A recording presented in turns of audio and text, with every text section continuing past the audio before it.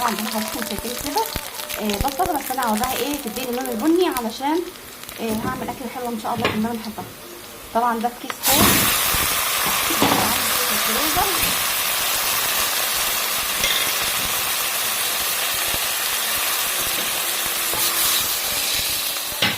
انا بقى كنت بختار اطبخ ايه بالنسبه ليا، لقيت الكنز فوجئت كده لقيت الكنز عندي بالفريزر. بالنسبه ليا كان كنز يعني، قلت بقى اعمله شويه بطاطس جنبه وشويه سلطه والف هنا وشفا. طريقه سهله وسريعه واقتصاديه. هغسل بقى الرز وكده ايه خلاص. شايفين بقى الجبن والحلاوه بجد مش قادره اوصف لك ريحتها، بسم الله ما شاء الله. خلاص هو ايه غير معايا شويه. هو على فكره ممكن البصله بعد ما تاخد معايا اللون ده اقوم فرماها في الخلاط، ولكن ده اختياري. اما بالنسبه لي انا بحبها كده. ليه بقى؟ بتبقى طعم تاني وشكل تاني. تمام.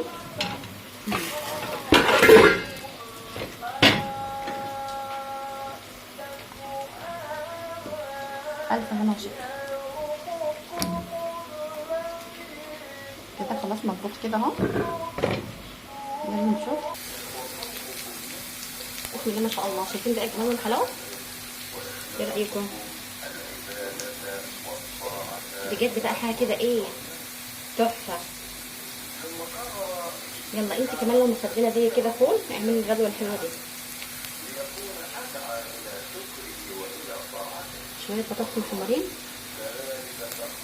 شويه سلطه واحلى وجبه ان شاء الله.